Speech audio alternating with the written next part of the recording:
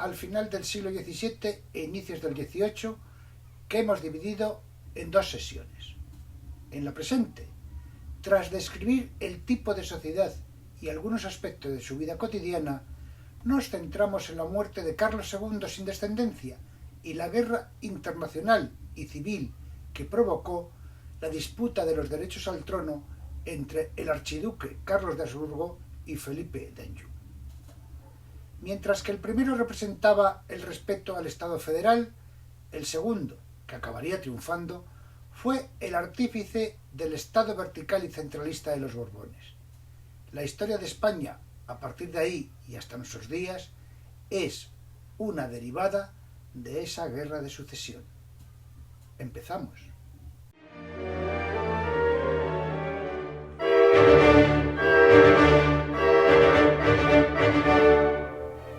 En la presente sesión vamos a hablar mucho de las luchas dinásticas por el trono de los reinos hispánicos. Pero antes vamos a ver cómo era la sociedad española a finales del siglo XVII. La estructura social era piramidal, como corresponde al antiguo régimen. En la cúspide estaba el rey. Inmediatamente por debajo el alto clero, los cardenales, los obispos y la alta nobleza, príncipes, duques, condes, marqueses, etc. En el siguiente escalón, el claro medio, abades y abadesas, miembros de cabilda, curas de parroquias ricas, etc. Y la media nobleza, con los caballeros y lo que es la nobleza de toga, los magistrados. Otro escalón por debajo se encontraba el bajo clero, los curas, frailes y monjas, y la baja nobleza, que eran los hidalgos. Todos estos eran los privilegiados, los que no estaban obligados a pagar impuestos. Por debajo tenemos en primer término a los ricos comerciantes, banqueros, dueños de tierra, de títulos de hacienda, etc. Y ya en los escalones inferiores, los niveles modestos de artesanos, jornaleros, profesionales liberales, labradores con tierra, y finalmente, en la base de la pirámide, los pobres de solemnidad, campesinos, jornaleros, trabajadores urbanos, criados, maleantes, esclavos, etc. Estos dos últimos escalones, los inferiores, constituían el 80% de la población. Tengan en cuenta que más del 60% estaban dedicados a los trabajos en el campo y la mayoría de ellos en estos niveles inferiores.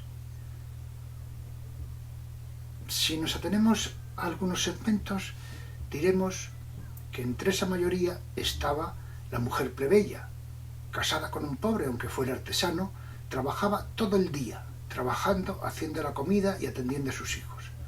El oficio de las mujeres pobres era casarse y tener hijos. La que no conseguía marido tenía que meterse a monja, pero como pobre, su misión era ser sirvienta de las monjas ricas. La otra opción era la prostitución. En el estrato más bajo de todos estaban los esclavos, existentes en los reinos hispánicos, tanto en América como en la península ibérica. No hay datos precisos de su censo, puesto que habitualmente no se les bautizaba y por tanto no constan en los archivos parroquiales, primera fuente para obtener datos de población por localidades. Sí hay cifras parciales procedentes de los contratos de compraventa en archivos notariales.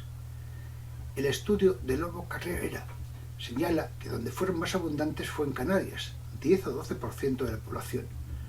Su origen, el origen de los esclavos, era africanos, exactamente igual que en América, pero también los presos tomados a los turcos. El destino de los esclavos eran las galeras, las minas como por las de Almadén, y los trabajos agrarios. También ocupaban un lugar en el trabajo doméstico. En el cuadro que reproducimos en la diapositiva tienen un fragmento de la cena de Maus, la mulata, pintada por Velázquez. La vida en las ciudades llenas de porquería, era dura. Criados y amas de casa vaciaban orinales por las ventanas y a menudo sobre los transeúntes. En las grandes ciudades hay posadas donde se hospedan los forasteros de paso. En Madrid, en 1690, había 15 públicas y muchas más secretas en casas particulares. Lo habitual era compartir cuarto con una gran porquería. La muerte de Carlos II sin descendencia provoca la Guerra de Sucesión. Pero antes de entrar concretamente en esa materia, vamos a ver un vídeo del canal Historia Universal en YouTube que nos sirve para aproximarnos a la vida de ese monarca último de los Austrias, Carlos II.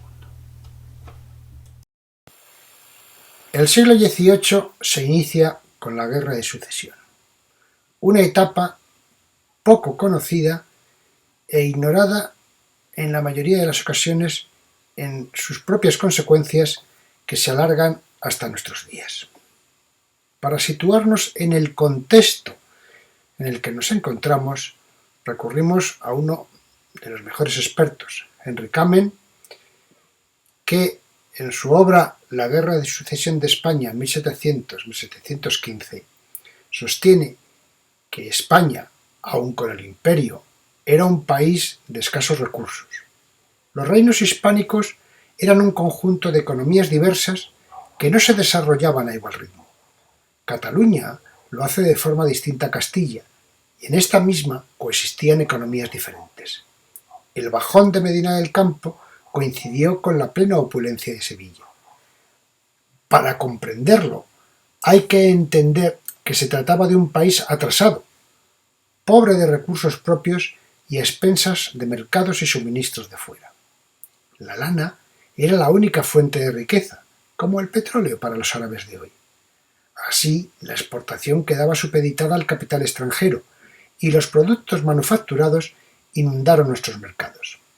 Se consolidó un sistema de dependencia que, aparte de beneficiar a contadísimos comerciantes, hipotecó importantes sectores de la economía castellana. La conquista de América, lejos de permitir el despegue, empeoró la situación de Castilla, que se apropiaba de materias primas, pero remitía manufacturas procedentes de toda Europa en los navíos que enviaba a América. Por ello, Kamen sugiere sustituir el concepto de decadencia por el de dependencia.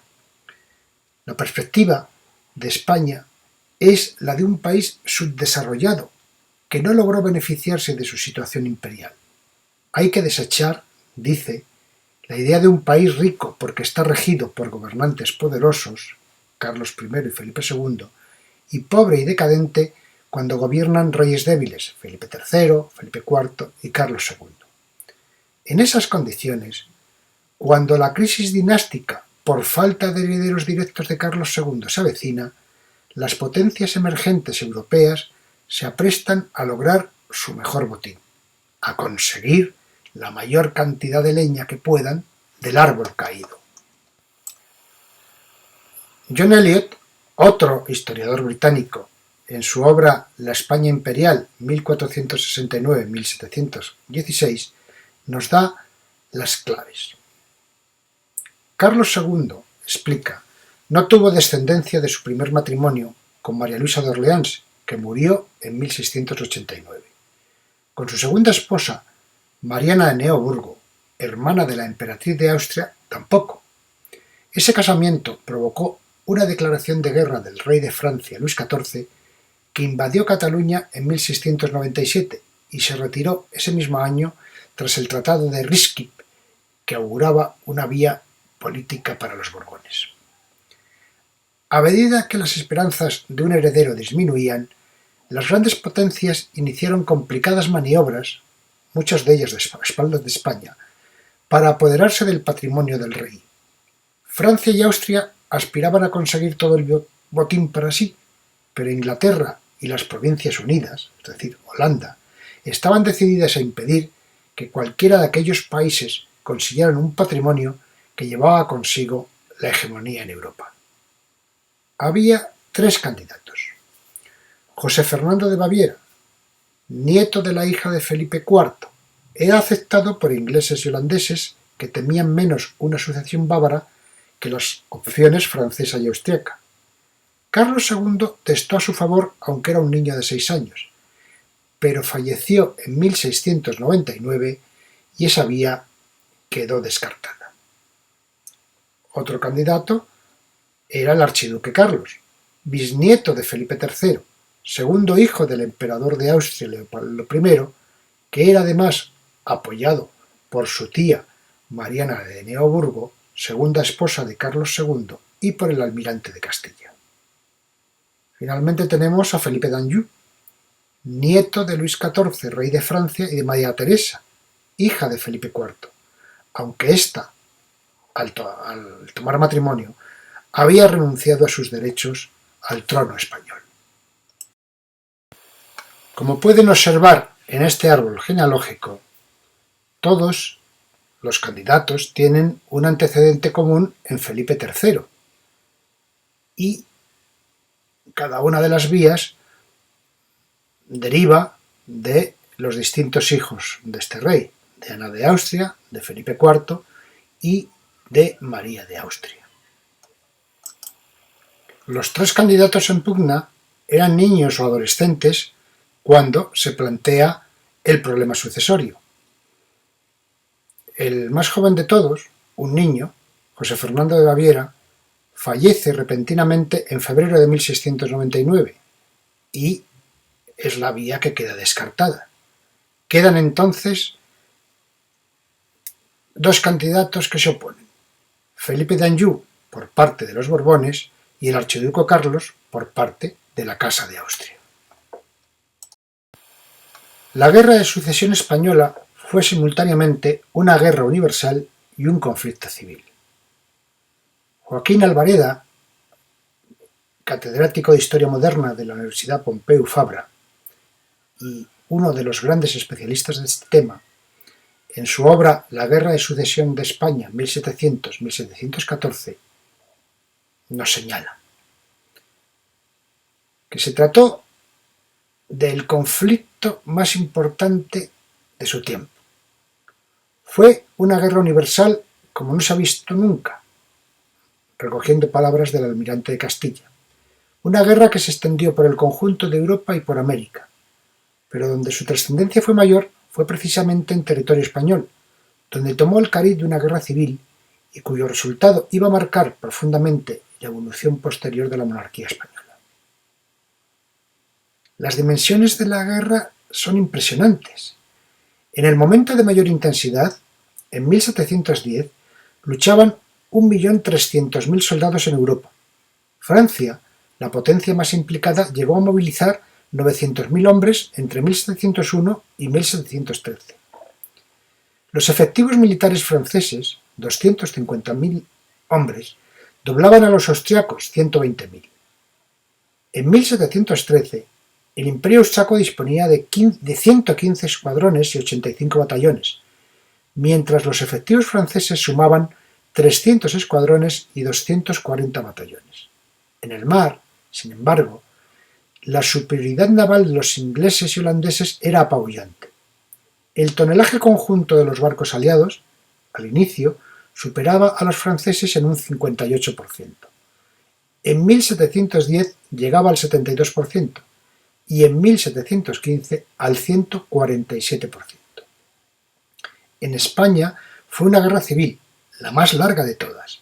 Enfrentó a los partidarios del archiduque Carlos, que sostenía una monarquía federalista que respetaba los fueros e instituciones de cada reino, con los partidarios de Felipe d'Anjou, Felipe V, que siguiendo las instrucciones de su abuelo Luis XIV, rey de Francia, terminó imponiendo un estado centralista y vertical.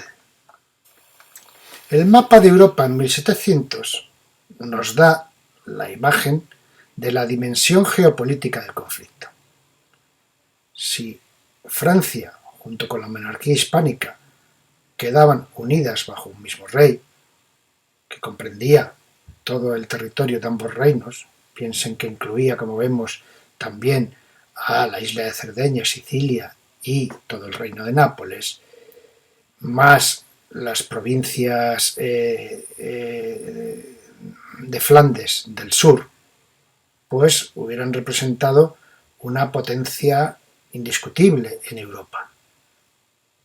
Ello molestaba al imperio austriaco, que también pretendía el trono, pero despertaba igualmente los recelos de Inglaterra y Holanda. Veamos el desarrollo del conflicto. Se trata de una guerra larga, compleja, con frentes en Europa, América y África. Sintetizarla es muy complicada, pero vamos a intentarlo de la mano de Edmundo Fallanas. Ante la previsible muerte de Carlos II sin descendencia, las demás casas monárquicas europeas firmaron el primer Tratado de la Haya en el año 1698, lo que se conoce como el primer Tratado de Partición de España. Por este tratado sería rey de España José Fernando de Baviera, que se quedaría con los reinos peninsulares, salvo la provincia de Guipúzcoa, Cerdeña, los Países Bajos españoles y los territorios americanos. Francia se quedaría con Guipúzcoa, Nápoles y Sicilia, y Austria con el milanesado. Este pacto no se lleva a cabo debido a que José Fernando de Baviera fallece en 1699. Se firma el segundo Tratado de Partición de España. El elegido para el trono es el archiduque Carlos, que era bisnieto de Felipe III, y se quedaría con los reinos peninsulares, los Países Bajos españoles y los territorios americanos. Para el delfín de Francia sería Nápoles, Sicilia y la Toscana. El emperador Leopoldo de Austria recibiría el milanesado a cambio de ceder al delfín de Francia la Lorena y Bar. Sin embargo, el emperador de Austria, Leopoldo, no está de acuerdo con este reparto. El rey Carlos II, antes de morir, decide, saltándose todo lo anterior, nombrar a su sobrino nieto Felipe d'Anjou, con el objetivo de que España no fuese dividido. Muere Carlos II el 1 de noviembre de 1700 y Felipe d'Anjou acepta el 16 de noviembre ser rey de España. Luis XIV, rey de Francia, ese día 16 de noviembre, en una declaración en Versalles, dice: «Señores, he aquí el rey de España. Pórtate bien en España, que es tu primer deber ahora, pero recuerda que naciste en Francia para mantener la unión entre nuestras dos naciones, que es la manera de hacerlas felices y preservar la paz en Europa».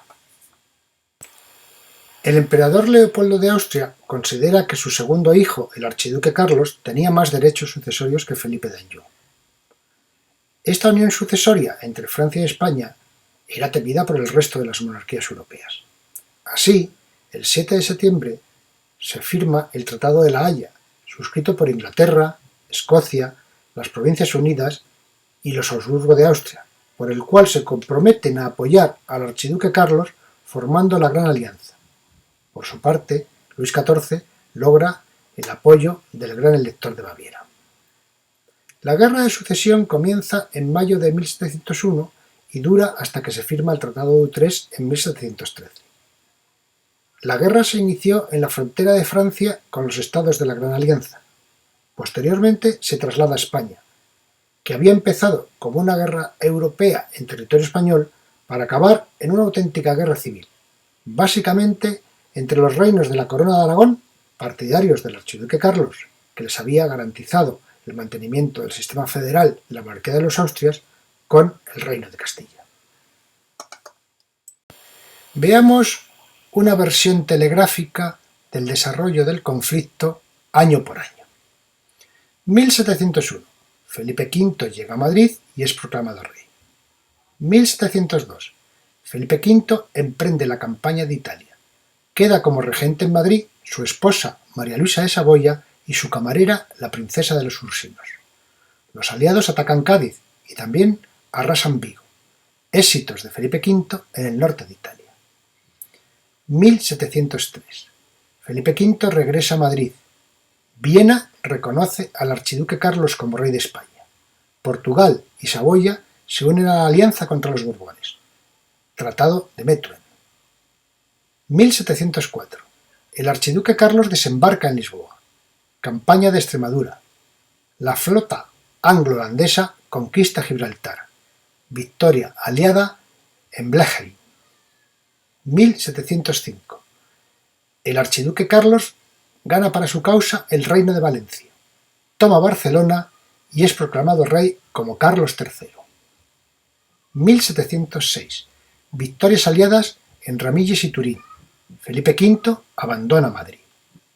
1707-1708.